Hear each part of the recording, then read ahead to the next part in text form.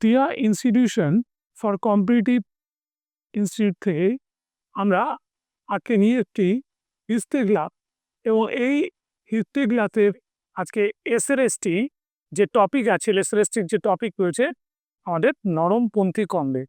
আমরা আগে যেমনভাবে জাতীয় কংগ্রেস আমাদের প্রতিষ্ঠার পরে আমাদের কার্যাবলী আলোচনা করেছিলাম, তারপরে এই জাতীয় কংগ্রেস সম্পর্কে যে সমালোচনা শুরু হয়েছিল এবং তারপর ওই সমালোচনাগুলোকে ওভারকাম করতে পরবর্তীকালে আরেক ধরনের কংগ্রেসের কিন্তু উদ্ভব হয়েছিল।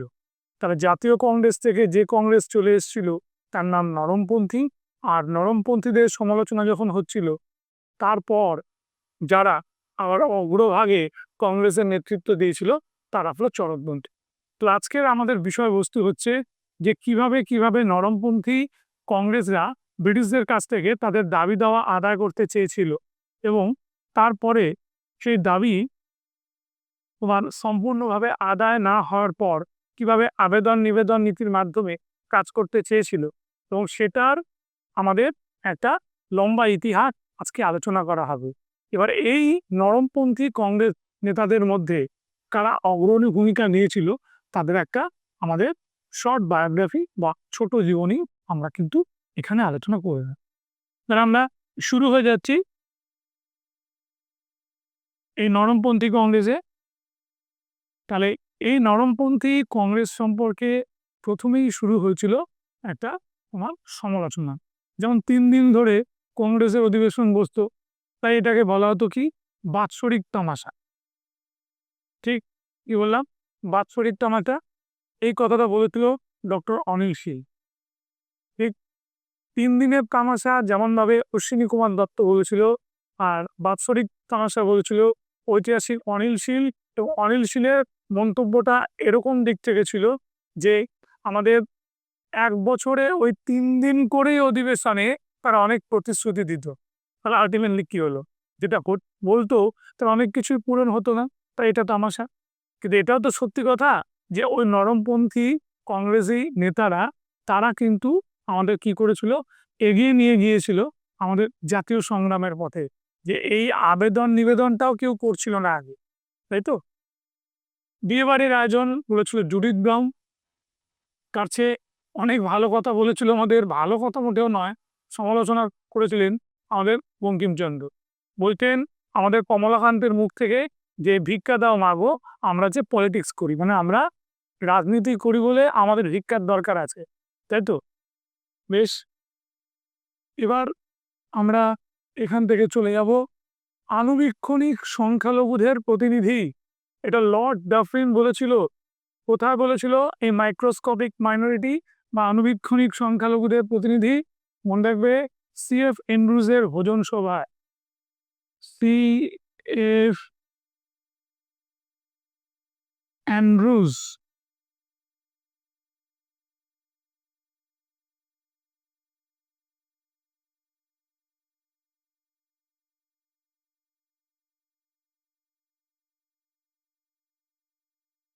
CF অ্যান্ড্রুজের ভোজন সভায় বলেছিল এই কথাটা, আনুবীক্ষণিক সংখ্যালঘুদের প্রতিনিধি।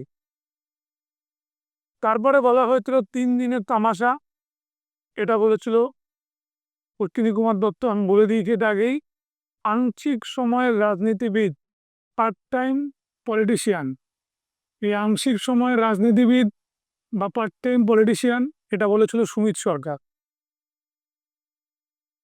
তারা ওকিল বা উকিলের কাজ করে, তারা ডাক্তারের ডিসপেন্সারি সামলায়, তারা ব্যবসা দেখাশোনা করে। এবার যেটুকু টাইম বাঁচে তারা কি করে, সেই সময় রাজনীতি করে। তাই পার্ট টাইম পলিটিশিয়ান বা আংশিক সময় রাজনীতিবিদ বলে ঐতিহাসিক ডক্টর সুমিত সরকার এই সমালোচনাটা করেছিল। নেক্সট, ব্যানার্জি বনার্জি ও লালমোহন ঘোষদের বিজাতীয় কংগ্রেস, এটা বলেছিল অরবিন্দ ঘোষ। অরবিন্দ ঘোষ এদের বিজাতীয় কংগ্রেস বলে সরাসরি সম্বোধন করেছিল। লাজপত রায় বলেছিল তারা পেয়েছিল রুটির পরিবর্তে পাথর। মনে রাখবে, তারা পেয়েছিল রুটির পরিবর্তে পাথর। আবার এইখানে গোপালকৃষ্ণ গোখলে বলেছিল, আমাদের ব্যর্থতার মধ্যেই ভবিষ্যতের মহান সাফল্যের শক্তি লুকিয়ে আছে। যে আমরা হয়তো ব্যর্থ হয়েছি, বাট আমাদের এই ব্যর্থতার মধ্যেই ভবিষ্যতের একটা সাফল্য লুকিয়ে ছিল। মানে আমরা দেখেছিলাম মডারেট কংগ্রেসরা ভীষণ রকমভাবে সমালোচিত হয় যখন আমরা দেখি এই পার্টিশন অফ বেঙ্গলের ব্যাপারটা চলে আসে।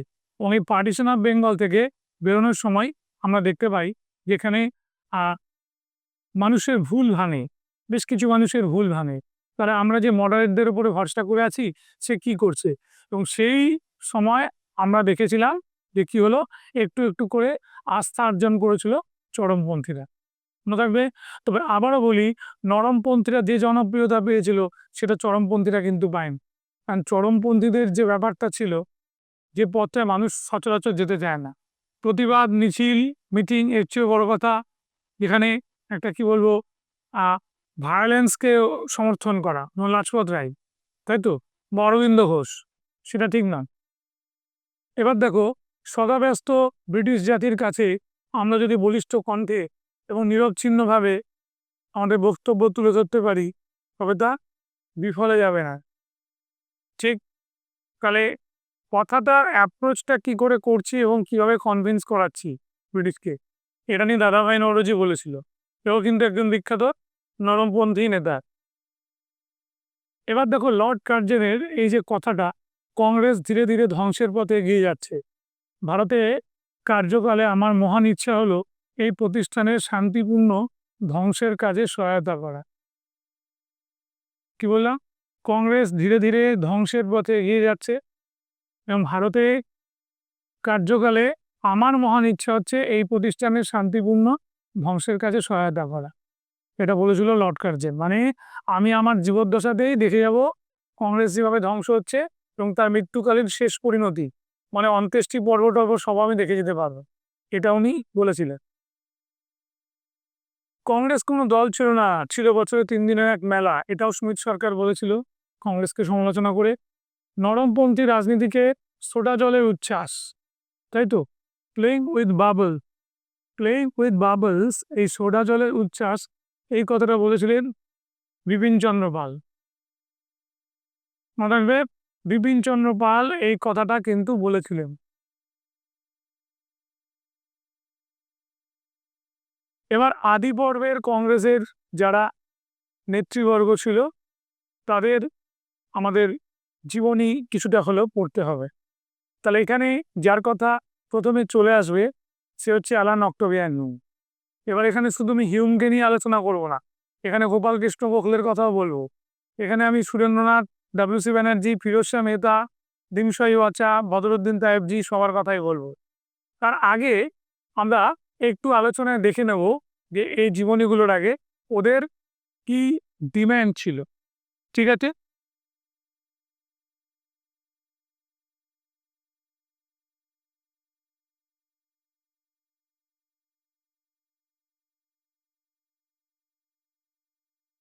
দেখে নিই আমরা ডিম্যান্ডগুলো।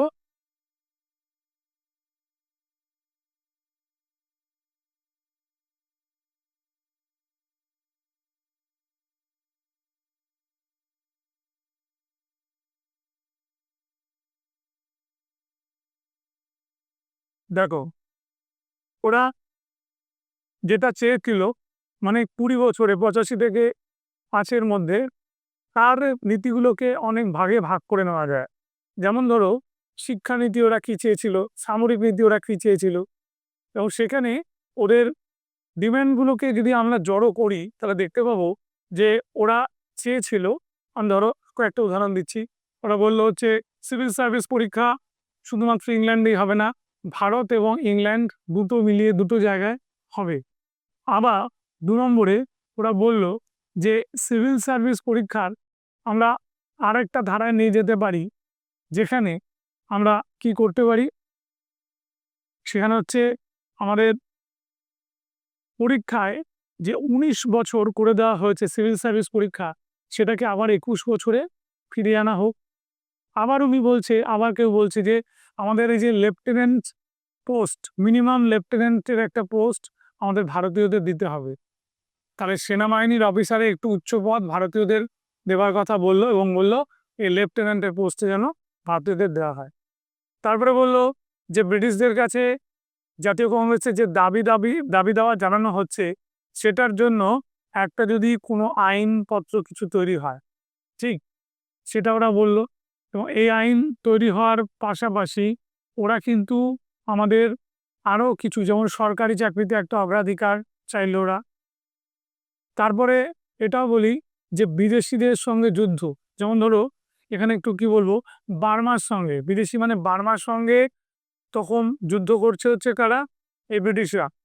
আফগানিস্তানের সঙ্গে যুদ্ধ করছে ব্রিটিশরা, তাতে বিরাট বিরাট পরিমাণে সৈন্যক্ষয় হচ্ছে এবং অর্থ ব্যয় হচ্ছে। তো সেইগুলোর যে আর্থিক সংকট নেমে আসছে সেটা ভারতীয় জনগণ কেন মেটাবে?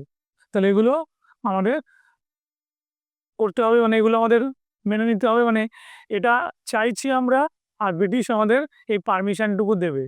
তাহলে এই সম্মতি দেওয়ার মধ্যে আমরা যা দেখলাম, যা যা চাইলো আর যা পেলো সে একেবারে খুবই যৎসামান্য। এখানে ওরা বলেছিল যে নুনের ওপরে ট্যাক্স, সল্টের উপর ট্যাক্স তুলে নেওয়ার কথা, সেটা তুলে নেওয়া হয়েছিল। তারপরে এখানে একটা ইন্ডিয়ান কাউন্সিল অ্যাক্ট চালু করা হয়েছিল এবং 1892 সালে, এবং অবশ্যই আমাদের কি হয়েছিল যে ওই 19টা 21 করে দেওয়া হয়েছিল। তাহলে এখানে প্রচুর তো ডিমান্ড ছিল, আর যেটুকু দেওয়া হলো, মানে চাইলাম আমি এক থালা ভাত, আমাদের তার সঙ্গে আমার মোটামুটি 100 গ্রাম ওজনের ডাল, বা আমাদের একটা 150 গ্রাম ওজনের বা 100 গ্রাম ওজনের একটা মাছ, প্রয়োজনীয় তরকারি এবং একটা মিনারেল ওয়াটার। কিন্তু দেওয়া হলো কি, দেওয়া হলো একটি 5 টাকার বিস্কুটের প্যাকেট, আমি কোনো কোম্পানির নাম বলছি না, যেটি ফোরামের মধ্যে রয়েছি, ঠিক আছে, এবং একটি মিনারেল ওয়াটারের বোতল। তাতে কি হলো, প্রচণ্ড খিদে, কিছুই তো সে পাচ্ছিল না, একটু জল আর একটু বিস্কুট তো পেলো।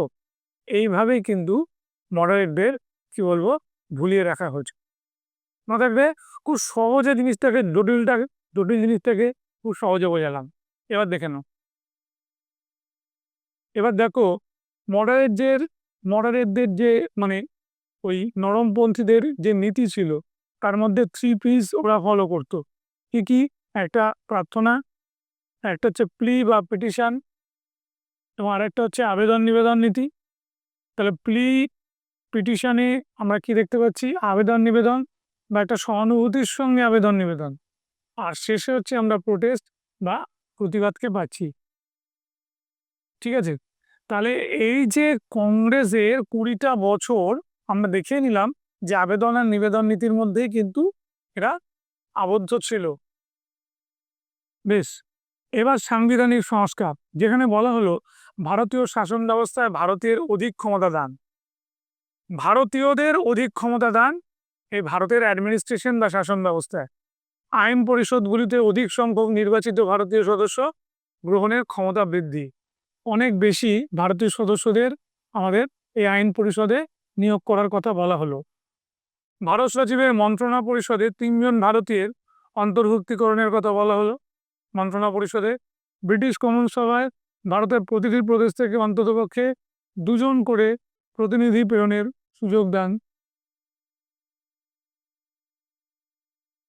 এবং নির্দিষ্ট সংখ্যক ভারতীয়দের নিয়ে ভারতীয় শাসন ব্যবস্থা অনুসন্ধান চালানোর জন্য একটি রাজকীয় কমিশন গঠন। এবার বলছে দেখো, যে রাজকীয় কমিশন গঠন, সেই কমিশনই হয়েছিল 1892 সালে আমাদের ইন্ডিয়ান কাউন্সিল অ্যাক্ট। সমানুপাতিক হারে নির্বাচিত সদস্যদের নিয়ে নিখিল ভারতীয় প্রাদেশিক ব্যবস্থাপক সভাগুলির ক্ষমতা বৃদ্ধি, তাই তো। তার মানে অল ইন্ডিয়ান প্রভিন্সিয়াল, তাই তো, অল ইন্ডিয়ান প্রভিন্সিয়াল ব্যাপারটা আমাদের থাকবে, যেখানে অ্যাসোসিয়েশনগুলো যেটা হবে তাদের অনেক পাওয়ার দিতে হবে যাতে তারা কাজ করতে পারে, ক্ষমতা বৃদ্ধি করতে পারে। এরপরে অর্থনৈতিক সংস্কার, অর্থনৈতিক সংস্কারে সরাসরি বলা হলো দেশীয় শিল্পের বিকাশ সাধন, এইটা একটা খুব ইম্পর্টেন্ট ছিল। রক্ষামূলক শুল্ক আরোপ, শ্রুতিপত্রের ওপর থেকে বৈষম্যমূলক শুল্ক অপসারণ ও ক্ষুদ্র ক্ষুদ্র শিল্প সংস্কারের দাবি জানানো, ঠিক। ভারতের কৃষকদের ওপর নির্ধারিত ভূমি রাজস্বের পরিমাণ কমানো, জমির মালিকানা সত্ত্ব আইনের পরিবর্তন এবং কৃষি আইন কৃষি ও গ্রামীণ ব্যাংক স্থাপন করা, এই কথাও কিন্তু আমাদের বলা হয়েছিল। ঠিক আছে, ভারতের কৃষকদের উপরে নির্ধারিত ভূমি রাজস্ব পরিমাণ কমানো। এবার দেখো, এই যে কৃষি ও গ্রামীণ ব্যাংক স্থাপন করার যে কথা বলা হয়েছিল ইকোনমিক দিক থেকে, এটা কিন্তু প্রচুর পরিমাণে ভারতীয় কৃষকরা লাভবান হতো। এবং আরেকটা দেখো, এই যে রক্ষামূলক শুল্ক আরোপ, বেশ দেশীয় শিল্পের বিকাশ সাধন। আমাদের দেশীয় শিল্পের একটা তো বাধা বিপত্তি ঘটিয়ে দিয়েছিল তখনই, যখন আমাদের ডিইন্ডাস্ট্রিয়ালাইজেশন হয়েছিল, মানে যেটাকে আমরা বলি এক কথায় অবশিল্পায়ন। ভারত চিরাচরিত ভারতীয় বস্ত্রশিল্প ধ্বংস হয়ে গেছিল, সেটাকে আবার জাগানোর চেষ্টা হয়েছিল। ঠিক আছে, বেশ, পরের পয়েন্টে চলে যাই। ব্রিটিশ শাসিত ভারতবর্ষে চিরস্থায়ী বন্দোবস্তের প্রসার ঘটানো। ঠিক আছে, চিরস্থায়ী বন্দোবস্তটা যেটা আগে ছিল সেটাকে ফিরিয়ে আনা, রায়তওয়ারি অঞ্চলে রাজস্ব আদায়ের কঠোরতার অবসান ঘটানো এবং আদিবাসী উপজাতি গোষ্ঠীগুলির জন্য জটিল বন সংরক্ষণ আইনের সরলীকরণ করা। যেমন আমরা দেখেছিলাম সাঁওতাল পরগনা হয়েছিল সাঁওতাল বিদ্রোহের পরে, এবং সেখানে কিছু বিধিবদ্ধ নিয়মও চালু হয়েছিল। সেই রকম জায়গা থেকে যে একটা জটিল বনাঞ্চল আইন, সেটা থেকে বেরিয়ে আসতে চেয়েছিল এবং সেটাকে সরল করতে চেয়েছিল। তারপর দেখো, হোম চার্জ বাবদ প্রেরিত অর্থের পরিমাণ হ্রাস। হোম চার্জে একটা বড় রকমের টাকা চলে যেত, তাই তো, কারণ হোম চার্জে যেত কেন, মানে ট্যাক্সটা চেপে যেত বলে। এবার আয়কর ও লবণ কর, আবগারি শুল্কের হ্রাস ঘটানো। আবগারি শুল্কেও কিন্তু সেই সময় বেশ ভালো রকমভাবে ট্যাক্স ছিল। রাস্তার উপরে তুমি কোনো কিছুভাবে যদি ব্যবসা করো, তাই তো, সেখানে ভালো ট্যাক্স দিতে হতো। এবং আয়কর আর লবণ কর দুটোই চলতো। সামরিক ও বেসামরিক ক্ষেত্রে ব্যয় সংকট করা, ঠিক, বিদেশি দ্রব্যের পরিবর্তে বেশি মাত্রায় স্বদেশি দ্রব্যের ব্যবহারের প্রচেষ্টা করা। ঠিক আছে, মনে থাকবে, এটা একটা বড় ফ্যাক্টর ছিল। এবার আমরা আসছি শাসনতান্ত্রিক সংস্কারে। একই সময় ভারত ও ইংল্যান্ডে সিভিল সার্ভিস পরীক্ষা গ্রহণ এবং পরীক্ষার্থীদের বয়সসীমা 19 থেকে বাড়িয়ে 23 বছর করা। কি বললাম, ভারত ও ইংল্যান্ডে সিভিল সার্ভিস পরীক্ষা দুভাবেই হবে, আর আমি আগে যেটা বলেছিলাম 19 থেকে বাড়িয়ে বয়স 23 করা হবে। স্ট্যাটুটারি সিভিল সার্ভিসের অবসান করতে হবে। যে স্ট্যাটুটারি সিভিল সার্ভিসটা চলে আসছিল সেটা আর চলবে না। দেখো কেন, অসুবিধাটা কোথায়। যদি আমার একটা জাহাজ যদি তোমার এখান থেকে মানে ছেড়ে গেল, ধরো ভয়েজ করলো, সেই জাহাজটা ভারত থেকে ছেড়ে যখন লন্ডনে যাচ্ছে, যা হয়, আবহাওয়ার তো পরিবর্তন হতেই পারে, সেই সময় দেখা গেল যে 1 মাসে যেটা পৌঁছানোর কথা সেটা 1.5 মাসে গিয়ে পৌঁছলো। তাহলে পরীক্ষার তো নির্দিষ্ট দিন ঠিক ছিল, ব্যাস পরীক্ষা হয়ে গেল। তোমাকে আবার আসছে বছর আবার হবে বলে আবার পরের বছর পরীক্ষা দিতে বসতে হবে। শাসন বিভাগ থেকে বিচার বিভাগের পৃথকীকরণ, মনে রাখবে, শাসন বিভাগ থেকে বিচার বিভাগের পৃথকীকরণ আর জুরির সাহায্যে বিচার প্রবর্তন। কি বললাম, জুরির সাহায্যে আমাদের বিচার প্রবর্তন। বেশ, ভারতীয়দের অন্ন বস্ত্র বহনের অধিকার দান এবং ভারতীয়দের সামরিক শিক্ষাদান ও উচ্চ সামরিক পদে নিয়োগ, এটাও কিন্তু একটা বড় কারণ ছিল। ঠিক আছে, এবার আসছে গণতান্ত্রিক গণতান্ত্রিক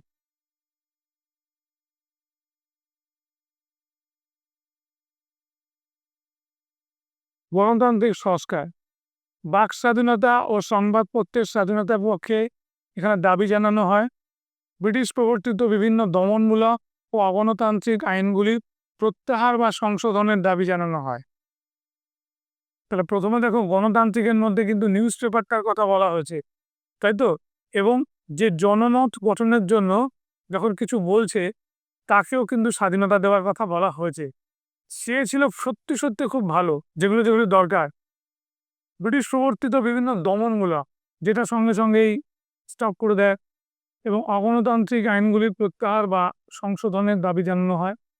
এছাড়া প্রাথমিক শিক্ষার বিস্তার, কারিগরি ও উচ্চশিক্ষার ক্ষেত্রে সুযোগ সুবিধা বৃদ্ধি, জনস্বাস্থ্যের উন্নতি ও সুচিকিৎসার দাবি জানায়। ঠিক আছে, মনে থাকবে কি বললাম? প্রাথমিক শিক্ষার বিস্তার, কারিগরি ও উচ্চশিক্ষার ক্ষেত্রে সুযোগ সুবিধা বৃদ্ধি, এটার ফলে হয়েছিল। এবার জনস্বাস্থ্যের উন্নতি ও সুচিকিৎসার দাবি এই সময় আমাদের জানানো হয়েছিল। বহির্ভারতের বিভিন্ন স্থানে কর্মরত ভারতীয় শ্রমিকদের উপর চরম বর্ণবিদ্বেষ ও অত্যাচারের বিরুদ্ধে প্রতিবাদ জানানো হয়। ঠিক কি বলা হলো? বহির্ভারতে আমাদের বিভিন্ন জায়গায় যে ভারতীয়রা ছিল, কর্মরত ভারতীয়রা, তাদের যে শ্রমিকদের উপরে বলা হচ্ছিল কি নেটিভ, ভারতীয়দের বলা হতো নেটিভ, সেই নেটিভদের এই বর্ণবিদ্বেষ করা হচ্ছে। তাদের অত্যাচারের তাদের বিরুদ্ধে, তাদের বর্ণবিদ্বেষটা এবং তাদের উপর যে অত্যাচার হচ্ছে তার বিরুদ্ধে একটা প্রতিবাদ জানানো হয়েছিল। বিদেশি মালিকানাধীন চা ও কফি বাগানের কর্মরত শ্রমিকদের অবস্থার উন্নতি ও অত্যাচারের বিরুদ্ধে সুবিচারের দাবি জানানো হয়। এটা মনে রাখবে, যেটা হচ্ছে দ্বারকানাথ গাঙ্গুলি বা সুরেন্দ্রনাথ বন্দ্যোপাধ্যায় বা আনন্দমোহন বোস এরা জড়িয়েছিল যে চা কফির যে বাগান ছিল তাদের যে শ্রমিকরা কাজ করত তাদের উপরে তাদের বেতন কম দেওয়া হতো, অত্যাচার করা হতো। সেটা ওরা চেয়েছিল সেই অত্যাচার কমাতে। এবং আসামে যে ওই কি হয়েছিল, আমাদের কুলিদের উপরে যে অত্যাচার হয়েছিল তারও তীব্র প্রতিবাদ করেছিল দ্বারকানাথ গাঙ্গুলি। দ্বারকানাথ গাঙ্গুলি একজন নরমপন্থী বা মডারেট কংগ্রেস লিডার ছিলেন।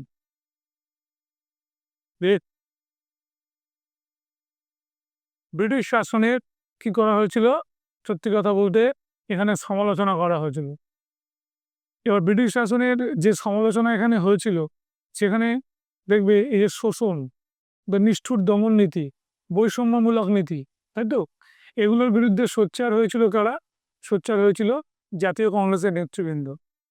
ভারতের প্রতিবেশী রাজাগুলিকে আগ্রাসন, বেশ, ব্রহ্মদেশ জয়, প্রতিবেশী রাজ্যগুলিকে যে আগ্রাসন, তাদের বিরুদ্ধে কি বলবো, তাদের যে কোনো সময় রাজ্য গ্রাস করার যে ইচ্ছে আমরা তো আগেও দেখেছি, যেই আমাদের কি বলবো ডক্ট্রিন অফ ল্যাপস দিয়ে বা কুশাসনের অজুহাতে রাজ্য গ্রাস দিয়ে, সেটা কিন্তু তখনও থেমে যায়নি। ব্রহ্মদেশ জয়, এই আফগানিস্তানের সঙ্গে যুদ্ধ, উত্তর পশ্চিম ভারতের আদিবাসী অধ্যুষিত অঞ্চলে আদিবাসীদের দমন প্রভৃতির সমালোচনা করা হয়। দেখো, লক্ষ্য করে মডারেটদের সমালোচনা আমরা যতই করি না কেন, তারা কিন্তু তোমার প্রতিবাদের ভাষাটাকে ছড়িয়ে দিয়েছিল।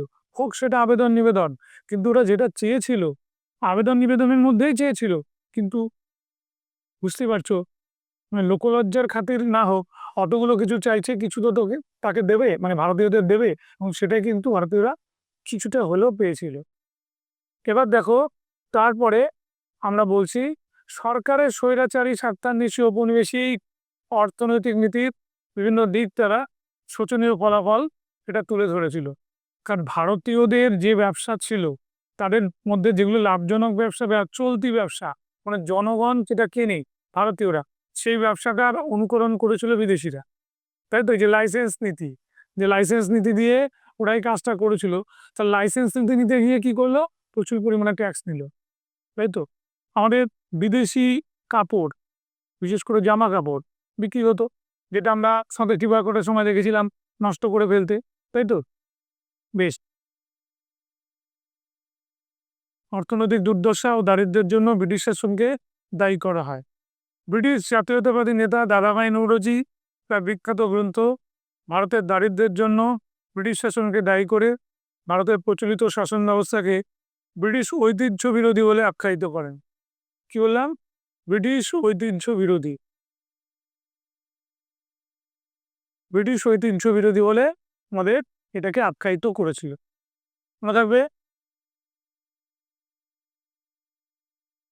এবার সীমাবদ্ধতাগুলো কি ছিল এই 20 বছরে?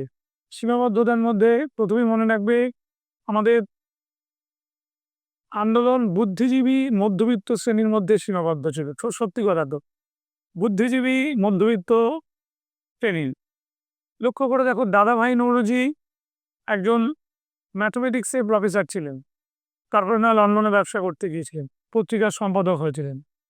তুমি দেখো আমাদের আনন্দমোহন বসু, এক স্বনামধন্য ছাত্র, তাই তো?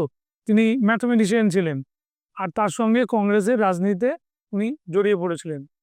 আবার দেখো আমাদের সুরেন্দ্রনাথ বন্দ্যোপাধ্যায় প্রথম জীবনে সিভিল সার্ভিস হোল্ডার ছিল এবং পরবর্তীকালে বেঙ্গলি পত্রিকার সম্পাদক হিসেবে খ্যাতি অর্জন করেছিল। সুরেন্দ্রনাথ বন্দ্যোপাধ্যায়কে বাদ দিলে ডব্লিউ.সি. ব্যানার্জি, বিখ্যাত লয়ার, লন্ডনেই সে সেটেল, তাই তো?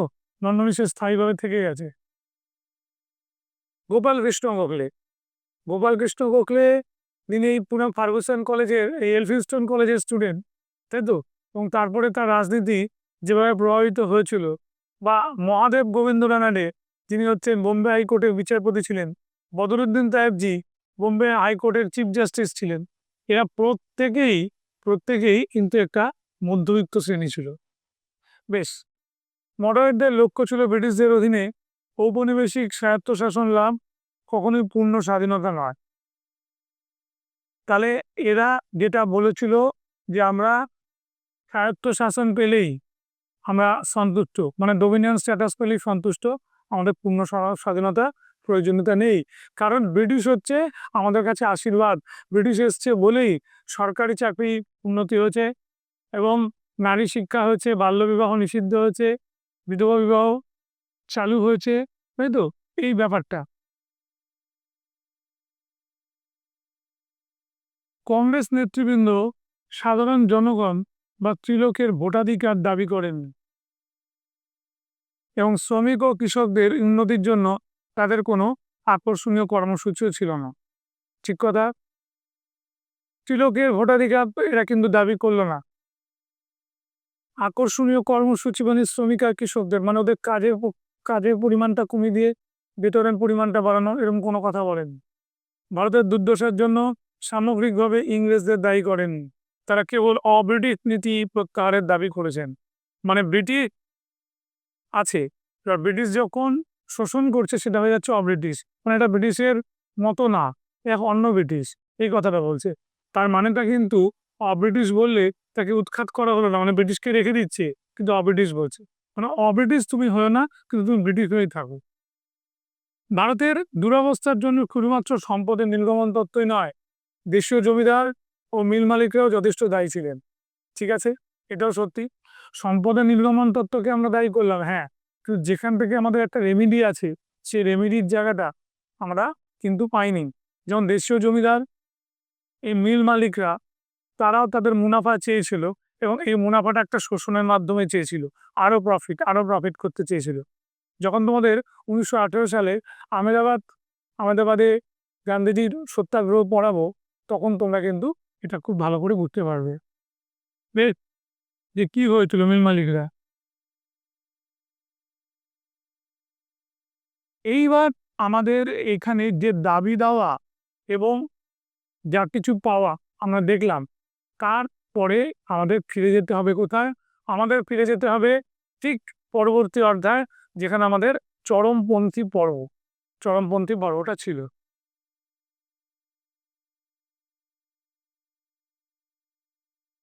এবার দেখে নিই আমাদের যে বিখ্যাত মডারেট কংগ্রেস লিডার যারা ছিল, তাদের ভূমিকাটা কি ছিল।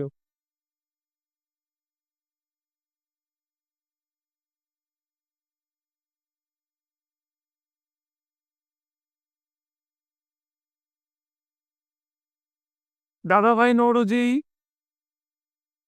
গোপালকৃষ্ণ গোখলে, রমেশচন্দ্র দত্ত, এদের নিয়ে মেনলি আলোচনা হবে।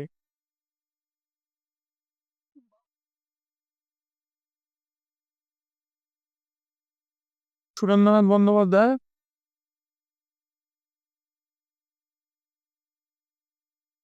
হিউম। তবে যেখানে, মানে যাকে নিয়ে আমরা পর্বটা শুরু করছি, তিনি হচ্ছেন বিখ্যাত আমাদের এই leader Alan Octavian Hume. Alan Octavian Hume সম্পর্কে আমি আবারও বলছি, যেটা একটু বলেছিলাম, ছোট করেই বলছি, যে অ্যালান অক্টোভিয়ান হিউম একজন ব্রিটিশ সিভিলিয়ান ছিলেন এবং এই ভদ্রলোক আমাদের দুর্দান্ত পারদর্শিতা ছিল কিসের ওপরে? পক্ষী বিশারদ, মানে এই পাখি পালনের ওপরে। এবং এই ভদ্রলোককে বলা হতো এই জন্য যে ফাদার অফ ইন্ডিয়ান অর্নিথোলজি বা পোপ অফ ইন্ডিয়ান অর্নিথোলজি। তো উনি আমাদের বড়লাট বা ভাইসরয়ের সেক্রেটারি হয়ে আমাদের ভারতবর্ষে আসেন এবং সেখানে গিয়ে তিনি প্রভাবিত হয়েছিলেন যাদের দ্বারা, তারা হচ্ছে থিওসফিস্ট বা থিওসফিক্যাল সোসাইটির লোক। এবং এখানকার লোকেরা তাকে বুঝিয়েছিল যে একটা ঘোর দুর্দিন আসছে, তুমি হবে এর পরিত্রাতা। এবং সেটা সে কাজে লাগিয়েছিল এবং লর্ড ডাফরিনকে বারে বারে অনুরোধ করেছিল যে জাতীয় কংগ্রেসের মতো কোনো একটা সর্বভারতীয় দল তৈরি হোক। এবং সেই রকমভাবেই কাজে লাগিয়ে আমরা দেখেছিলাম যে 1885 সালে এই জাতীয় কংগ্রেস তৈরি হয়েছিল। এবং এই ভদ্রলোক 1885 থেকে 1890 টানা 6 বছর জাতীয় কংগ্রেসের ফাউন্ডার সেক্রেটারি ছিলেন, ঠিক তো? এবং ওনার জীবনীকার ছিলেন উইলিয়াম ওয়েডারবার্ন। এবং ওয়েডারবার্নে যে লেখা বইটা ছিল, সে বইটার নাম কি ছিল? আমাদের অ্যালান ট্রুয়েন Hume, the father of Indian National Congress.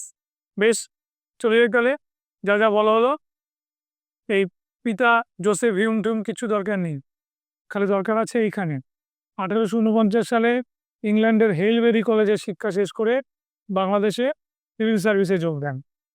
তাহলে ব্রিটিশ সিভিলিয়ান মানে বুঝতে পারছো, এখানে সিভিল সার্ভিস পরীক্ষা উনি দিয়েছিলেন। উত্তর প্রদেশের ইটাওয়া বা ইটোয়াতে তার প্রথম কর্মক্ষেত্র ছিল এবং 53-তে মেরি অ্যান গ্যান্ডেলের সঙ্গে তার বিয়ে হওয়ার দরকার নেই, এইখানে দরকার আছে। 57 সালে মহাবিদ্রোহ দমনের সাহায্যের জন্য Hume Order of the Bath উপাধিতে ভূষিত হন। টিপাইদের দমন করার জন্য যে কর্মসূচি তিনি নিয়েছিলেন এবং তার জন্যই কিন্তু তিনি পেয়েছিলেন অর্ডার অফ দ্য বার্থ উপাধিতে ভূষিত হয়েছিল। 1881 খ্রিস্টাব্দে হিউম থিওসফিক্যাল সোসাইটির সঙ্গে যুক্ত হওয়া, মনে থাকবে, হিউম থিওসফিক্যাল সোসাইটির সঙ্গে যুক্ত হন 1881-তে এবং থিওসফিস্ট মাদাম আমাদের ব্লাভাটস্কির শিষ্যত্ব গ্রহণ করেন। ওই যেটা বললাম, এই ব্লাভাটস্কিদের সংস্পর্শে আসার পরেই তাকে কিন্তু এই কথাগুলো বলা হয়েছিল। লর্ড লিটনের আমলে হিউমের চাকরির অভিজ্ঞতা অগ্রাহ্য করে তার অপেক্ষা কম অভিজ্ঞতা সম্পন্ন সিভিলিয়ানের পদোন্নতি হলে তিনি আমাদের চাকরি ছেড়ে দেন। কি হলো? লর্ড লিটন, বুঝতেই পারছো, খুবই বিতর্কিত লোক। এই ভদ্রলোকের সময় কিন্তু তার অভিজ্ঞতা কোনো কাজে লাগেনি এবং এতটাই তিনি মনে হয়েছিল তাকে সুপারসিড করা হয়েছে বা তিনি মনে হয়েছিল তার থেকে কম যোগ্যতা সম্পন্ন লোকেরাই অনেক বেশি গুরুত্ব পাচ্ছে লিটনের আমলে, তখন তিনি চাকরি ছেড়ে দেন এবং সরকারি চাকরি থেকে অবসর নেন।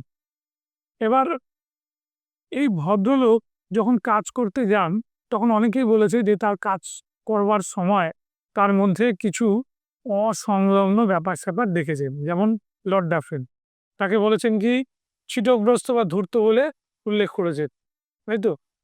এবার খুব পছন্দ একেবারেই করতেন না লর্ড ডাফরিন হিউমকে, কারণ হিউমকে চিঠিপত্রে উনি যেভাবে সম্বোধন করেছেন তোমরা শুনলে অবাক হয়ে যাবে। যে বলছে তুমি একজন প্রতারক, ইউ আর ইম্পস্টার মানে প্রতারক। তারপরে বলছে ইউ আর হিপোক্রিট মানে তুমি একজন ভণ্ড, ঠিক? তারপরে আবার সেই ভদ্রলোককে বলছে ড্যাম লায়ার, চূড়ান্ত মিথ্যাবাদী। এবং লুনাটিক শব্দের অর্থ হচ্ছে মানে বিকারগ্রস্ত। তাহলে তা সত্ত্বেও তো সিগনেচার ডাফরিনের ছিল, তাহলে ডাফরিনকে ও কি করেছিল, কিভাবে চাপটা দিয়েছিল? সেটা হচ্ছে কন্টিনিউয়াস বলে একটা মানসিক চাপ সৃষ্টি করেছিল। 85-তে বোম্বাইয়ের জাতীয় কংগ্রেসের প্রথম অধিবেশনের সংগঠক হিউম ছিলেন এবং 85 থেকে আমাদের 92 হয়ে গেছে, এটা 90 হবে।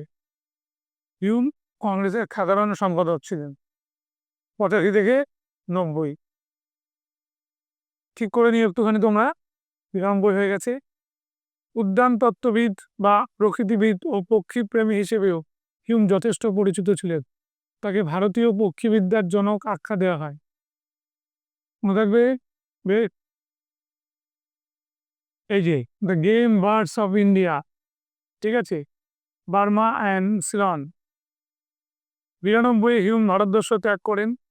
ইংল্যান্ডে তিনি কংগ্রেসের হয়ে কাজ করেন, ঠিক আছে। ভারত ছেড়ে চলে যাচ্ছে হিউম 92 সালে, এটা খুব রিমার্কেবল। তাই তো?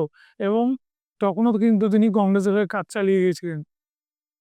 এবং এটাও বলে দিই, উনি মারা যাচ্ছেন লন্ডনে। আর ওনার উপরে যে বইটা আছে Alan Octavian Hume, the father of Indian National Congress, এটা লিখেছিল হচ্ছে উইলিয়াম ওয়েডারবার্ন,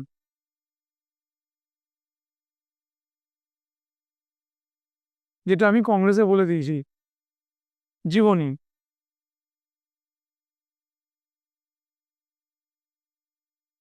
ওইটার নাম কি? A O Hume.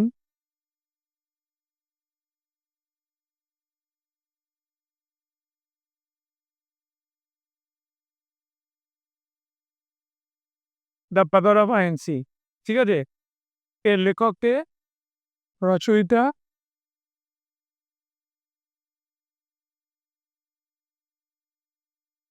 কি হবে? William Wedderburn.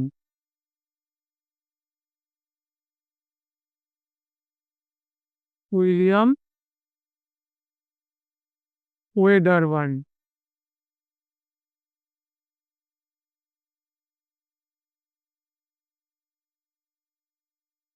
সুরেন্দ্রনাথ ব্যানার্জি। সুরেন্দ্রনাথ ব্যানার্জি এক অসাধারণ প্রতিভা সম্পন্ন মানুষ। এই ব্যক্তি তার কৃতিত্ব স্মরণে রেখে এনাকে রাষ্ট্রগুরু বলা হয়েছে। আবার রাষ্ট্রগুরু ছাড়াও তাকে বলা হয়েছে সারেন্ডার নট। তাই তো? এরকম হতে পারে তিনি আত্মসমর্পণ করেন না, তাই সারেন্ডার নট। আবার বিদেশিরা ব্রিটিশরা তাকে খুব কায়দার করে ডাকতে পারেন মিস্টার সারেন্দ্রনাথ ব্যানার্জি, সুরেন্দ্রনাথকে এইভাবেও উচ্চারণ করা হয়। এই ভদ্রলোককে আবার বলা হয়েছে ফাদার অফ ইন্ডিয়ান ন্যাশনালিজম। মনে রাখবে, তাহলে রাষ্ট্রগুরু, ফাদার অফ ইন্ডিয়ান ন্যাশনালিজম, এবং সেই সঙ্গে তাকে বলা হয়েছে আনক্রাউন কিং অফ বেঙ্গল, বাংলার মুকুটহীন সম্রাট। সুরেন্দ্রনাথ বন্দ্যোপাধ্যায়, আমি আগেই বলেছিলাম, মেধাবী ছাত্র ছিলেন। তার জন্য সিভিল সার্ভিস পরীক্ষায় বসেন এবং জেনে রাখবে আমাদের সিভিল সার্ভিস পরীক্ষায় 1869 সালে তিনি প্রথম রিটেন এক্সামে পাশ করে। কিন্তু হর্স রাইডিংয়ে তাকে অনেক পরিমাণ নম্বর কমিয়ে দেওয়া হয় এবং আলটিমেটলি চাকরিটা তার হয় না।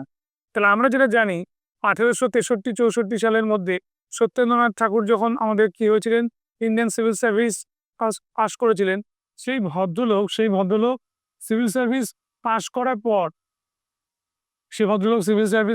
পরে আমরা জেনেছিলাম তিনি কোনো রিটেন এক্সাম দেননি, তিনি সরাসরি ভাইবা দেন এবং এখান থেকে নির্বাচিত হন। কিন্তু লিখিত পরীক্ষা পাস তখনও পর্যন্ত কেউ করেনি, যেটা সুরেন্দ্রনাথ করেছিল। কিন্তু দুর্ভাগ্যজনকভাবে 69 চাকরি তার হলো না, আমাদের হর্স রাইডিং এর নাম্বার কম থাকা। তারপরে উনি বসলেন 1871-এ। এই বছরই উনি আমাদের বিহারীলাল গুপ্ত এবং আমাদের এই ভদ্রলোকের নাম কি, রমেশচন্দ্র দত্ত, এবং নিজে তিনজনই পরীক্ষায় পাশ করে যান, চাকরি পান। কিন্তু রেশিয়াল প্রবলেম বা জাতিগত সমস্যা জন্য তার চাকরি কিন্তু চলে যায়।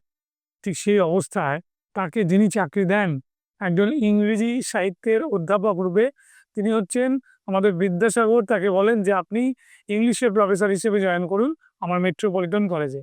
সেই কাজ তার চলতে থাকে এবং 1879 খ্রিস্টাব্দে তিনি আমাদের বিখ্যাত বেঙ্গলি পত্রিকার আমাদের সম্পাদনার চাকরি পান। স্বয়ং তাকে গিরিশচন্দ্র ঘোষ চাইলেন এবং তিনি বিদ্যাসাগরের অনুমতি নিয়ে জয়েন করে গেলেন বেঙ্গলি পত্রিকায়। এবং বেঙ্গলি পত্রিকায় যখন তার লেখা বেরোচ্ছে, এতটাই জনপ্রিয়তায় পৌঁছায় যে তার সার্কুলেশন প্রচুর বেড়ে যায়। এবং উনি 1882 খ্রিস্টাব্দে, মনে রাখবে, এই বেঙ্গলি পত্রিকায় সর্বপ্রথম আমাদের ব্যবহার করেছিলেন ন্যাশনাল কংগ্রেস শব্দটি। সুরেন্দ্রনাথ বন্দ্যোপাধ্যায়ের সবকিছু দেখে শুনে বলা হয় যে উনি ছিলেন জাতীয় কংগ্রেসের প্রকৃত প্রতিষ্ঠাতা। কেন?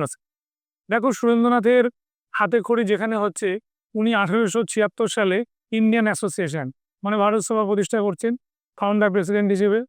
বন্ধু আনন্দমোহন বোস ফাউন্ডার সেক্রেটারি। এবং তাতে যা কর্মসূচি ছিল, তাতে দেখা গিয়েছিল যে ওটি হয়ে গেছিল ভারতবর্ষের প্রথম ব্রিটিশ শাসিত ভারতের সর্বভারতীয় একটা অর্গানাইজেশন। ঠিক এর 7 বছর বাদে 1883 সালে উনি তৈরি করেন ইন্ডিয়ান ন্যাশনাল কনফারেন্স।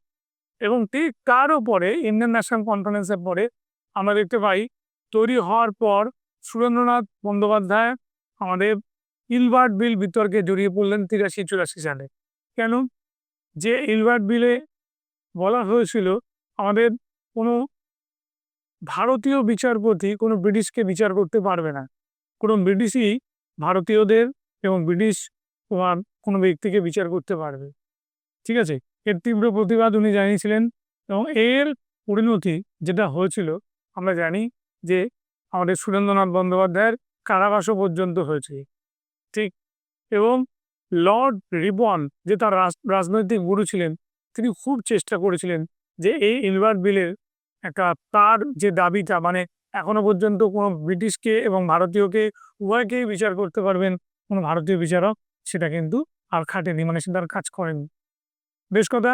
এইবারে আমরা এইখান থেকে চলে যাব সুরেন্দ্রনাথের আরো একটা বড় পর্ব, সেটা হচ্ছে জাতীয় কংগ্রেসের প্রকৃত প্রতিষ্ঠাতা ঐতিহাসিক অমলেশ ত্রিপাঠী থেকে শুরু করে অনেকেই বলছেন। তার মূল কারণ আমাদের তার ইন্ডিয়ান ন্যাশনাল কনফারেন্স যা যা কথা বলা হয়েছিল সর্বভারতীয় স্তরে, সেগুলো সবই জাতীয় কংগ্রেসের প্রথম অধিবেশনে হিউ উচ্চারণ করেছিল। এবং দেখা যায় 1886 সালে দাদাভাই নৌরোজি প্রেসিডেন্ট হয়ে সুরেন্দ্রনাথ বন্দ্যোপাধ্যায়কে এখানে যোগদান করতে বলেন এবং এইখান থেকেই কিন্তু আমাদের একটা বড় জায়গায় মোড় নেয়। তাই তো? কিরকম ভাবে বড় জায়গায় মোড় নেয় দেখো তোমরা। সেখানটাতে হচ্ছে এই সুরেন্দ্রনাথ তোমাদের কি বলবো, আস্তে আস্তে আমাদের তার সাহিত্যধর্মী রচনাটা সমাপ্ত করেন, মানে ঠিক তার জীবনীটা সমাপ্ত করেন। সেই জীবনের নাম কি ছিল? A nation in making. ঠিক। জাতীয় কংগ্রেসের দুবারের প্রেসিডেন্ট, 1895 পুনা এবং 1895 পুনার পরে 1902 সালে আহমেদাবাদ। তাই তো? দুবার প্রেসিডেন্ট। এবং সুরেন্দ্রনাথ এটা ভালো করে জানবে যে আমাদের 1918 সালে উনি কি বলেছিলেন জাতীয় কংগ্রেসের দিল্লি অধিবেশনে? বলেছিলেন যে 1917 সালে মন্টেগু চেমসফোর্ডের সেই চেমসফোর্ড, লর্ড চেমসফোর্ড, যিনি আমাদের বলছেন ভারতকে আগস্ট মাসে আগস্ট অফার দেবে, যে আগস্ট অফারে কি করা হচ্ছে ডোমিনিয়ন স্ট্যাটাস দেওয়ার কথা উনি বলছেন। উনি তখন কংগ্রেসের লোকেদের বললেন যে আমি এটা অ্যাকসেপ্ট করছি, আমি এটা গ্রহণ করছি, তোমরাও কি রাজি? তখন ওরা রাজি হলো না, অনেকেই রাজি হলো না। তখন সুরেন্দ্রনাথ তার যে ইন্ডিয়ান অ্যাসোসিয়েশন, যেটা মার্চ হয়ে গেছিল 86 সালে জাতীয় কংগ্রেসের সঙ্গে, সেই ভারত সভার ওই দলের সদস্যদের নিয়ে উনি বেরিয়ে এলেন। 1919 সালে তৈরি করলেন আমাদের একটা নতুন দল। ঠিক আছে? তার নাম কি ছিল? যার নাম ছিল হচ্ছে আমাদের র্যাডিক্যাল র্যাডিক্যাল আমাদের র্যাডিক্যাল পার্টি, মানে হচ্ছে র্যাডিক্যাল কংগ্রেস পার্টি। তাই তো? আচ্ছা, যেমন র্যাডিক্যাল হিউম্যানিস্ট তৈরি করেছিল মানবেন্দ্রনাথ রায়। আচ্ছা, এবার দেখো আমরা সুরেন্দ্রনাথের এর পরবর্তী কার্যকলাপে যেটা দেখতে পেয়েছিলাম, তিনি কিন্তু গান্ধীজির নন কোঅপারেশন মুভমেন্টকে সমর্থন করেন। তার কারণ ছিল তিনি এই মহাত্মা গান্ধী এবং আমাদের চিত্তরঞ্জন দাসের মানে অনেক প্রস্তাবই তার পছন্দ হয়নি, যার জন্য উনি সমর্থন করেননি।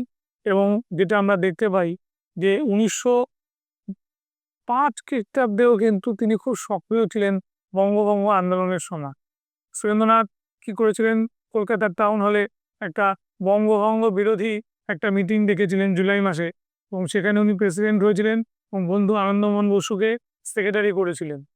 আবার উনি এই জাতীয় দুর্দৈব বলে মনে করেছিলেন এবং ওনার বেঙ্গলি পত্রিকায় উনি কিন্তু আমাদের ব্রিটিশদের সমালোচনাই করেছিলেন। এইরকমই একটা পরিবেশের মধ্যে দেখা যায় যে তিনি তারও আগে 1884 সালে তার গুরু লর্ড রিপনের নামে রিপন কলেজ তৈরি করেছিলেন এবং তিনি ছিলেন আমাদের বিপিনচন্দ্র পালের রাজনৈতিক গুরু। আমরা যা বললাম সব সব আছে এখানে, যেরকম যেরকম পরপর বলে গেছি তাই আছে, কোনো ভুল নেই। তোমরা একটুখানি দেখে নেবে। 1871 উনি সিভিল সার্ভিস পাস করেন।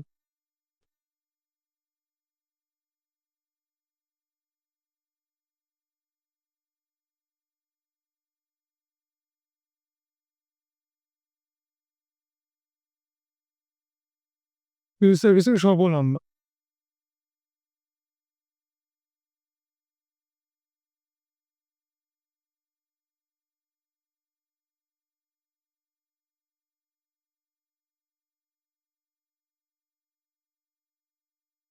দেখ, ইন্ডিয়ান অ্যাসোসিয়েশন বলে দিয়েছি, নিয়মতান্ত্রিক আন্দোলনের প্রতীককে ওনাকে বলা হয়। দেশীয় সংবাদপত্র দমন আইন, সারা দেশে প্রচার চালিয়ে সর্বভারতীয় চেতনা জাগ্রত করেন। বিদ্যাসাগরের মেট্রোপলিটন কলেজে ইংরেজির অধ্যাপক পদে নিযুক্ত হন। সারেন্ডার নট বলতো সুরেন্দ্রনাথ বন্দ্যোপাধ্যায়কে।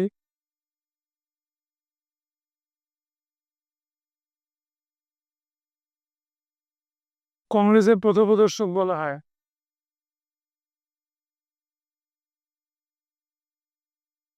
এই যে partition of Bengal is a settle fact, উত্তরে সুরেন্দ্রনাথ বলেছিল we shall make the settle fact unsettled.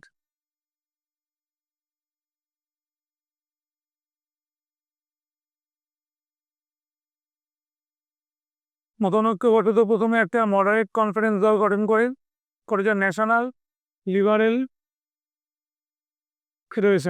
Liberal federation. Congress নয়, ন্যাশনাল লিবারেল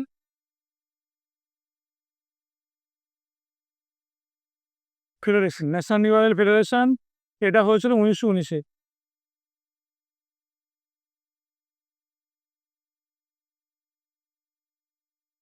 ঠিক আছে, মনে থাকবে এটা। এ নেশন ইন মেকিং, ঠিক আছে। এবং এই ভদ্রলোক মন্ত্রিত্ব গ্রহণ করেন বঙ্গীয় গভর্নমেন্টের স্বাস্থ্য শাসন। উনি হেরে গেছিলেন বিধানচন্দ্র রায়ের কাছে 1925 সালে, তাই তো ওই বছরই তার কিন্তু মৃত্যু। বেশ, মনে থাকবে এটা। 25 সালে, এখানে লিখিনি, আমি মুখে বলে দিচ্ছি, 1925 সালে উনি হেরে যান কংগ্রেসের তরুণ নেতা মানে বিধানচন্দ্র রায়ের কাছে, এবং উনি 25 সালেই পরলোক গমন করেন। গোপাল কৃষ্ণ গোখলে, এবারে যে গোপাল কৃষ্ণ গোখলের কথা বলছি আমি, এনার যে জন্ম হয়েছিল মহারাষ্ট্রের রত্নগিরিতে, উনি সেই সূত্রে উনিও কিন্তু একজন চিৎপাবন ব্রাহ্মণ ছিলেন, তাই তো। উনি আমাদের শিক্ষকতার বৃত্তি নেন প্রথম থেকে, তারপরে রানাডের প্রভাবে জাতীয় আন্দোলনে যোগ দেন। উনি পড়তেন কোথায় আমি বলে দিয়েছিলাম, সেটা হচ্ছে আমাদের কি নাম কলেজটার, এলফিনস্টোন কলেজ। উনি এলফিনস্টোন কলেজে পড়তেন মুম্বাইয়ে। বেশ, ওখান থেকেই উনি পাস করেন, এলফিনস্টোন কলেজ।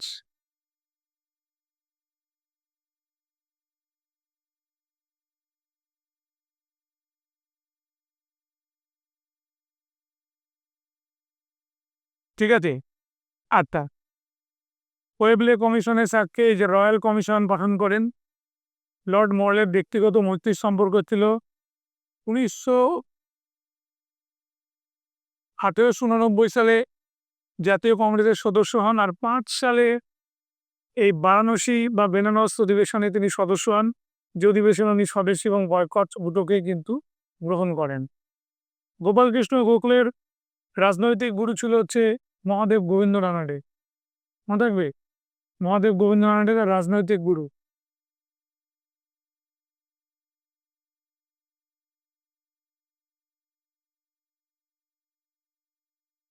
রানাডে, আর উনি দুজনে বিখ্যাত লোকের উনি গুরু ছিলেন, একজন হচ্ছে গান্ধী আর একজন হচ্ছে জিন্নাহ। মহাত্মা গান্ধীর ও জিন্নাহর রাজনৈতিক গুরু। মরলে বিন্টু আইন রচনাকালে তিনি বিলেতের ভারত সচিব লর্ড মরলের সঙ্গে সাক্ষাৎ করেন এবং মডারেটদের সমর্থনে শাসন সংস্কারের দাবি আদায়ের আশ্বাসপ্রাপ্ত হন। এই মরলে বিন্টু রিফর্মসের সময় যিনি ইংল্যান্ডে গিয়ে দাবি দেওয়া করেছেন সেটা হচ্ছে গোখলে। দক্ষিণ আফ্রিকায় ভারতীয় বণিক ও শ্রমিকদের উপর অত্যাচারের প্রতিবাদ জানাতে গিয়ে দক্ষিণ আফ্রিকা যান এবং গান্ধীর সঙ্গে দেখা করেন এবং বলেন যে আমার একটা রিকোয়েস্ট, যে তুমি সপরিবারে ভারতে ফিরে এসো। এবং 1912 সালের এই কথা শুনে 1915 9 জানুয়ারি সপরিবারে গান্ধীজি ভারতে ফিরে এসেছিলেন, তাই তো।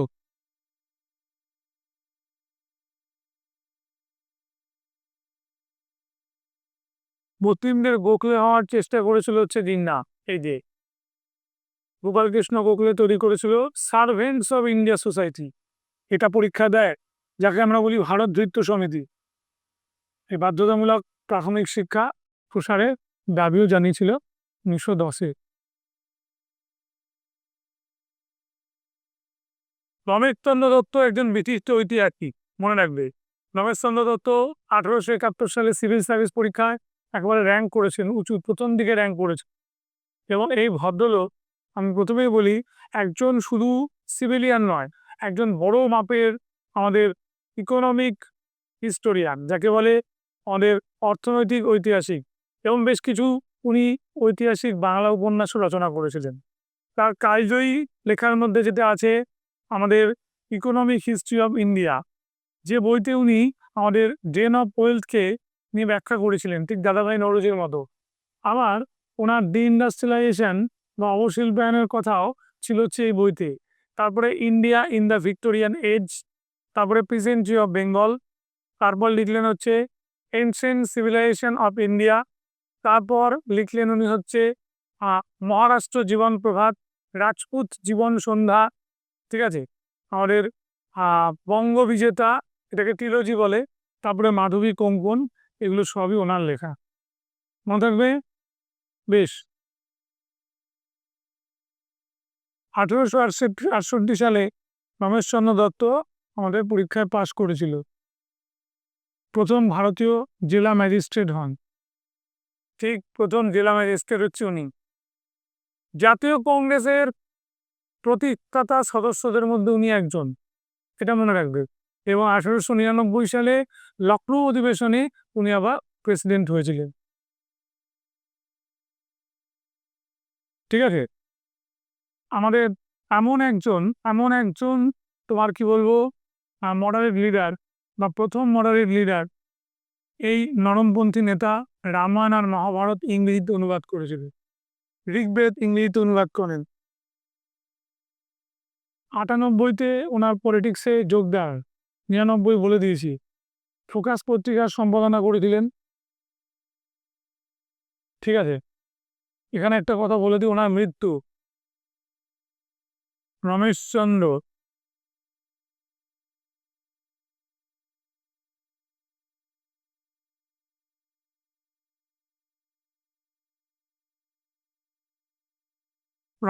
দত্তের মৃত্যু হয় বড়োদায়। তিনি শেষ জীবনে বড়োদার দেওয়ান ছিলেন।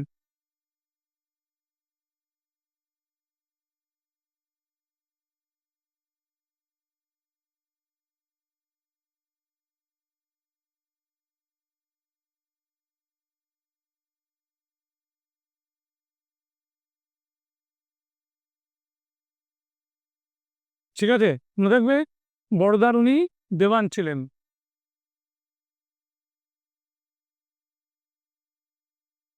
এবারে আমরা আসছি দাদাভাই নওরোজি। এবার দাদাভাই নওরোজির কথা আলোচনা করতে গেলে কিছু জিনিস কিন্তু তোমাদের মাথায় রাখতে হবে। কিরকম?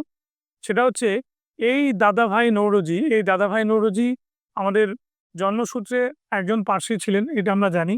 এবং এই ভদ্রলোক পার্সি হলেও তার প্রধান কৃতিত্ব যেটা, তিনি আমাদের তার কর্মজীবনের একটা বড় অংশ দেখা যায় কোথায় পড়েছেন উনি, আমাদের এই এলফিনস্টোন কলেজে। এবং এলফিনস্টোন কলেজে যখন উনি পড়েছেন, সেখান থেকে আমাদের একজন কি বলবো ম্যাথমেটিক্সের প্রফেসর রূপে খুব খ্যাতি লাভ করেছিলেন। ওনার দুই ছাত্র ছিল আমাদের তিলক, বালগঙ্গাধর তিলক এবং গোপালকৃষ্ণ গোখলে।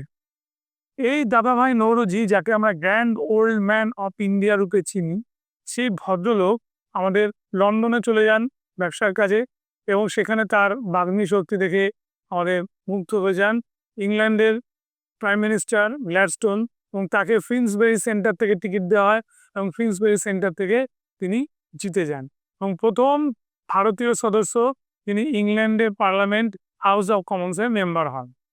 দাদাভাই নওরোজি এখানে থাকতে থাকতেই, মনে রাখবে, জাতীয় কংগ্রেসের যে বিখ্যাত পত্রিকাটি ছিল, যার নাম ছিল হচ্ছে আমাদের ইন্ডিয়া, ওই 1890 ডিসেম্বরে পাবলিশ হয়েছিল, 90 মার্চ পর্যন্ত প্রথম সংখ্যা।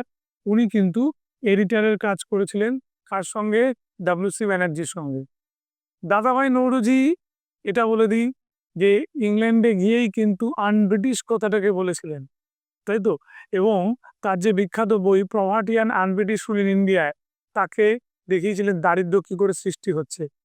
পরের পার্টের যে বইটা ছিল তার নাম ছিল হচ্ছে ইংলিশ ডেটস টু ইন্ডিয়া, ভারতের যে ঋণ হয়েছে সে নিয়ে উনি আলোচনা করেছিলেন। এবং on the chain and commerce of ইন্ডিয়াতে উনি আমাদের আলোচনা করেছিলেন যে ভারতবর্ষের ব্যবসা বাণিজ্য সেটা একটা লিমিটেড জায়গাটা কোথায়, তাই তো? এখানে কি মার্কেন্টাইল বাদ আছে? এগুলো নিয়ে উনি প্রশ্ন তুলেছিলেন। এবং একই সঙ্গে সকল একজন তোমার কি বলবো সংবাদপত্রের সম্পাদক। বোম্বে থেকে তার দুটো বিখ্যাত পত্রিকা কি ছিল, ভয়েস অফ ইন্ডিয়া, এবং ভয়েস অফ ইন্ডিয়ার সঙ্গে সঙ্গে তার ছিল হচ্ছে আমাদের কি বলবো আরও একটি বিখ্যাত পত্রিকা, তার নাম ছিল ধর্মমার্গ দর্শক। তাহলে ভয়েস অফ ইন্ডিয়ার সঙ্গে আর একটা পত্রিকার কথা বলতে হয় যার নাম রাষ্ট্র গাফতার, তাই তো? রাষ্ট্র গাফতারের কথা বলা হয় 1851, আর ভয়েস অফ ইন্ডিয়া 1883। রাষ্ট্র গাফতার শব্দটা হচ্ছে একটা উর্দু শব্দ যার অর্থ হচ্ছে আমাদের এক কথায় কি বলবো ট্রুথ স্পিকার, তাই তো? সত্য দ্রষ্টা বা সত্য বক্তা। বেশ, এবার দাদাভাই নৌরোজি এর পরের পর্বে যখন জাতীয় কংগ্রেসের ফাউন্ডার মেম্বার হয়েছিলেন তারও আগে কিছু সংস্কারমূলক কাজ করেছিলেন। 1851 সালে রাহানুমাই মাজদা হাসান সভা বলে একটা দল তৈরি করেছিলেন আমাদের নৌরোজি ফাডদনজি, আমাদের এস বেঙ্গলি এদেরকে নিয়ে। এবং সেই দলটার গুরুত্ব ছিল হচ্ছে পারসিকদের যে প্রেজুডিস, যে কুসংস্কার সেগুলো থেকে দূর করা, এবং সেগুলো দূর করে আমাদের কি বলবো তাদের শুদ্ধ করা, মানে তাদের ভালো কাজ করা, ঠিকঠাক কাজ করা। তাহলে এই যে আমাদের বললাম কুসংস্কার থেকে বেরিয়ে গিয়ে প্রগতিমূলক কাজ করার কথা উনি বলেছিলেন, এটা তার সামাজিক সংস্কারের একটা বড় অবদান। এরপরে উনি তৈরি করলেন সে বিখ্যাত east India association, London India society, তাই তো? এগুলো তার কিন্তু বম্বে অ্যাসোসিয়েশন, এগুলো তার বিখ্যাত দল ছিল। জাতীয় কংগ্রেসে ফাউন্ডার মেম্বার আমি আগেই বলেছিলাম, এবং তিনি এই নামটা দিয়েছিলেন যার নাম হচ্ছে আমাদের ইন্ডিয়ান ন্যাশনাল কংগ্রেস। এটা হচ্ছে ওই নর্দার্ন আমেরিকান হিস্ট্রি থেকে এই নামটা উনি পেয়েছিলেন। দাদাভাই নৌরোজি জাতীয় কংগ্রেসের 3বারের প্রেসিডেন্ট। 83 কলকাতা, 93 লাহোর এবং 1906 কলকাতা।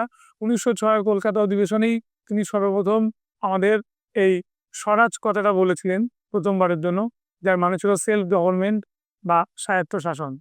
ঠিক দাদাভাই নৌরোজিকে পাথেয় করে পরবর্তীকালে কিন্তু অনেক রাজনীতিবিদই উঠে এসেছিল, এবং নৌরোজির মৃত্যু হয় 1917 খ্রিস্টাব্দে। এবং নৌরোজি কি আরেকটা দিক থেকে মনে রাখবে যে নৌরোজি আমাদের পার ক্যাপিটা ইনকাম, তাই তো? পার ক্যাপিটা ইনকাম বা আমরা এক অর্থে যেটাকে বলি পার ক্যাপিটা ইনকাম ছাড়া তিনি কিন্তু আমাদের ওই কি বলবো বাৎসরিক আয়, তাই তো? মাথা পিছু আয়, এগুলোর এই ভারতের মাথা পিছু আয়, ভারতের বাৎসরিক আয়, দুটোই কিন্তু উনি কি করেছিলেন মেজার করেছিলেন, মানে পরিমাপ করেছিলেন। যার সবই আছে এখানে, আমি যা যা বলে গেছি পরপর ওগুলো আছে।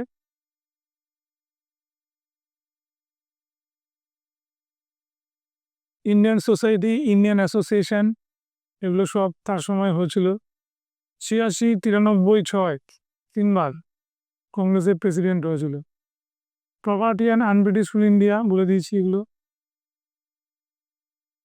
বেশ,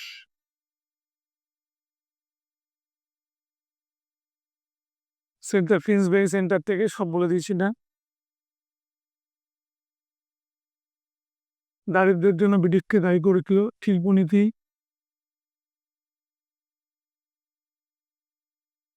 ঠিক আছে, আচ্ছা। লন্ডন বিশ্ববিদ্যালয়ের প্রথম ভারতীয় অধ্যাপক ছিলেন উনি, মানে গুজরাটি ল্যাঙ্গুয়েজে তাকে শেখাতে হয়েছিল। প্রথম বেসরকারি রাষ্ট্রদূত, ফার্স্ট আনঅফিসিয়াল, তাই তো? রাজকাপ্তার,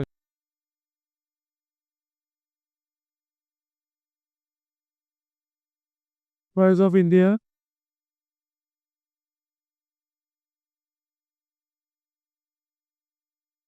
1883,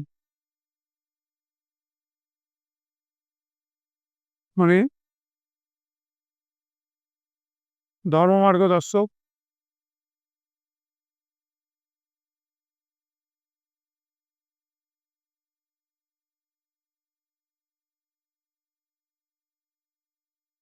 রানাডেকে মহারাষ্ট্রের সক্রেটিস, তাই তো, পশ্চিম ভারতের সক্রেটিস, আধুনিক ভারতের ঋষি নামেও ডাকা হয়েছে।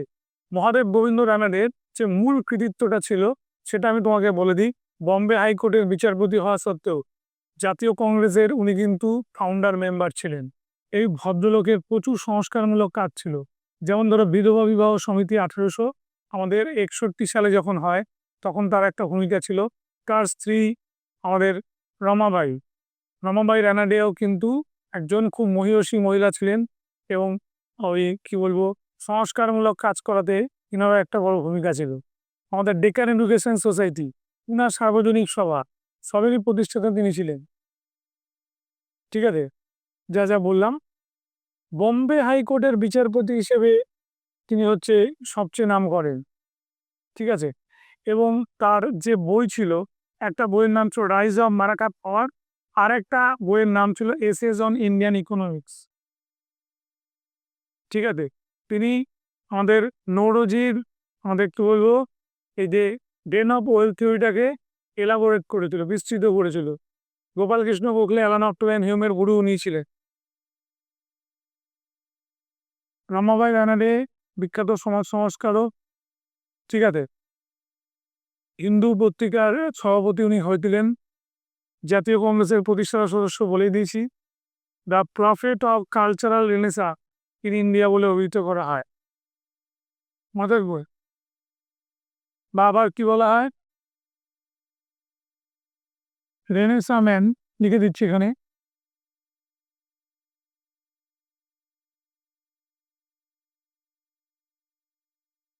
Renaissance man of western India.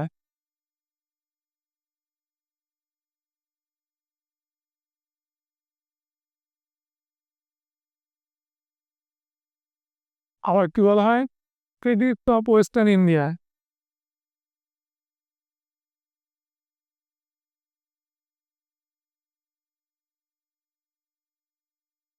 Socrates of western India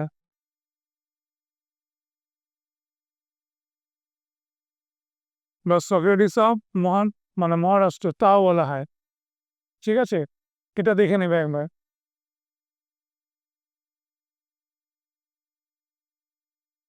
তিনি নৌরোজি,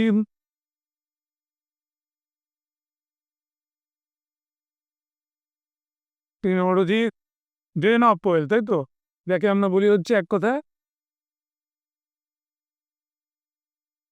সম্পদের নিষ্কামন দক্ষ। ঠিক আছে, ড্রেন অফ ওয়েলথ লিখছি।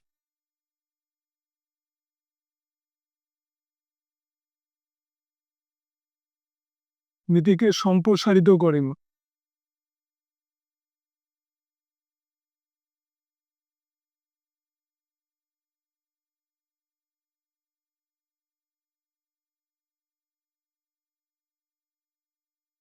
ফিরোজ শাহ মেহতা হচ্ছে বম্বের মুকুটহীন সম্রাট, এটা মনে রাখবে। বম্বের মুকুটহীন সম্রাট কাকে বলে? ফিরোজ শাহ মেহতাকে। ঠিক আছে, হিংস্র মেহতা তা বলা হয়, মানে ফেরোসিয়াস মেহতা।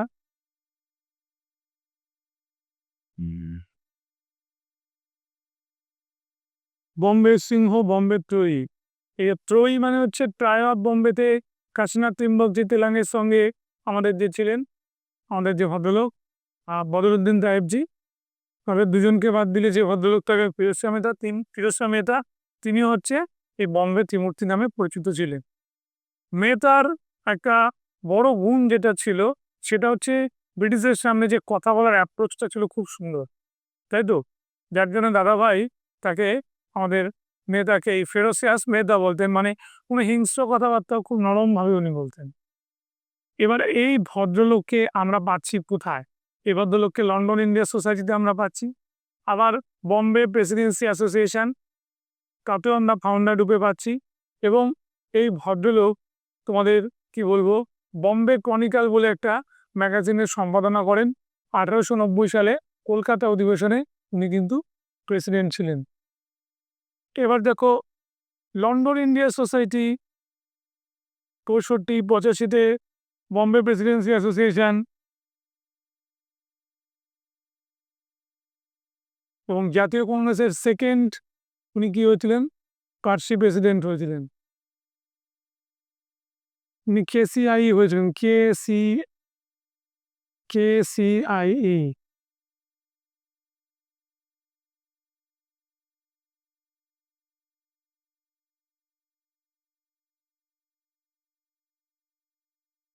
ঠিক আছে, মাথায় রাখবে। নাইট অফ দ্য কোম্পানি নাম ইন্ডিয়ান এম্পায়ার। এই যে বম্বে মিউনিসিপ্যালিটিতে সবচেয়ে বেশি দিন প্রেসিডেন্ট থাকার রেকর্ড এবং অনেক সংবিধানের জিনিস বম্বে মিউনিসিপ্যালিটিতে তিনি করে তুলেন। তাই ফাদার অফ বম্বে মিউনিসিপ্যালিটি তাকেই বলা হয়। ইন্ডিয়ান ব্যাংক প্রতিষ্ঠা করেছিলেন। নরমপন্থী আন্দোলনের সবচেয়ে শক্তিশালী নেতা তাকেই বলা হয়, তাই তো। লিবারেল ইন্ডিয়ান সম্পাদনা করেছিলেন। নরমপন্থী আন্দোলনের উৎপত্তি বলে একটা বই লিখে দিলেন, তাই তো। ওটার নাম কি? অরিজিন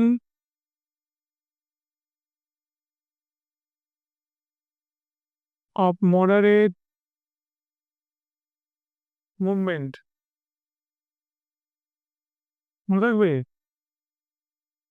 27 সালে কংগ্রেসের প্রতিষ্ঠাতা সদস্য ছিলেন। 27 সালে কংগ্রেসের প্রথম অধিবেশনে অংশগ্রহণ করেছিলেন। 13 সালে দ্য বম্বে ক্রনিকল নামে একটি সংবাদপত্র শুরু করেছিলেন। কেন্দ্রীয় ব্যাংক প্রতিষ্ঠা করেছিলেন। লিবারেল ইন্ডিয়া তার একটা তোমার বিখ্যাত জার্নাল। এই বম্বে ক্রনিকলই হচ্ছে সবচেয়ে বিখ্যাত। বম্বে পৌর কর্পোরেশনের সভাপতি ছিলেন। 73 সালে বম্বে মিউনিসিপ্যালিটির 84, 85, 5 চারবার সভাপতি হন। 64 সালে এলফিনস্টোন কলেজ থেকে স্নাতক ডিগ্রি অর্জন করে। 72 সালের বম্বে মিউনিসিপ্যাল অ্যাক্টের খসড়া তৈরি করেন, তাই তাকে বম্বে মিউনিসিপ্যালিটির জনক হিসেবে বিবেচনা করা হয়। ঠিক আছে, মনে থাকবে। বম্বে প্রেসিডেন্সি অ্যাসোসিয়েশনের প্রথম সভাপতিও ছিলেন। আচ্ছা, 93 সালে ইম্পেরিয়াল লেজিসলেটিভ কাউন্সিলের সদস্য হন। Lion of Bombay. আর 15 সালে এই ভদ্রলোক মারা যান।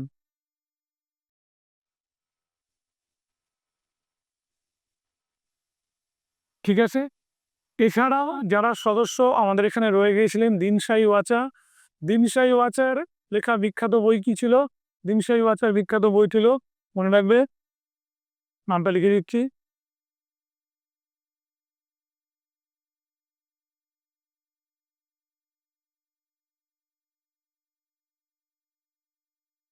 এই যে দিনশাই ওয়াচার কথা বললাম, তার লেখা বইটার নাম হচ্ছে আমাদের হ্যান্ড অফ বম্বে।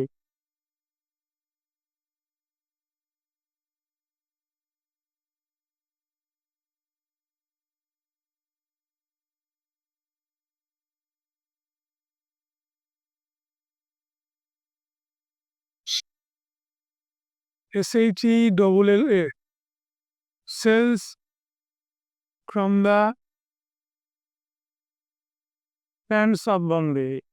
এটা দিনশাই ওয়াচার লেখা বই। উনিও একজন বিখ্যাত মডারেট। আর একজন ছিলেন বদরুদ্দিন সাহেব, যে আমি বলে দিয়েছিলাম।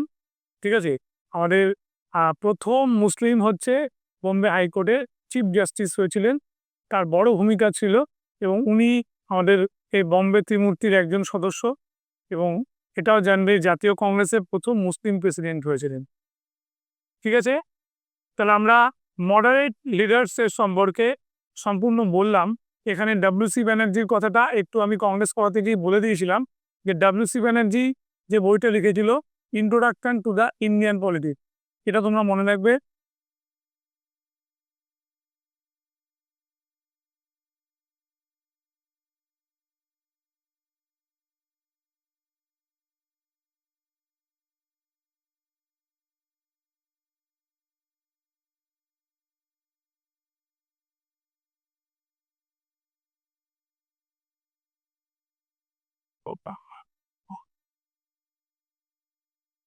Introduction to the Indian politics.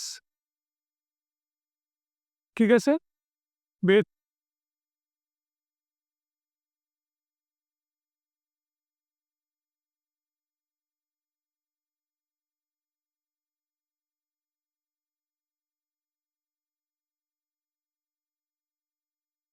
দিয়া ইনস্টিটিউশন ফর কম্পিটিটিভ এক্সামের পক্ষ থেকে আমি দেবাশিস সাহা তোমাদের আজকে এই মডারেট কংগ্রেসটা পুরোপুরি পরিবেশন করলাম, সম্পূর্ণ তথ্যগুলো দিলাম এবং প্রবেল কোয়েশ্চেনগুলো বলে দিলাম যেখান থেকে কী কী কোয়েশ্চেন হয় সেটা তোমরা দেখবে।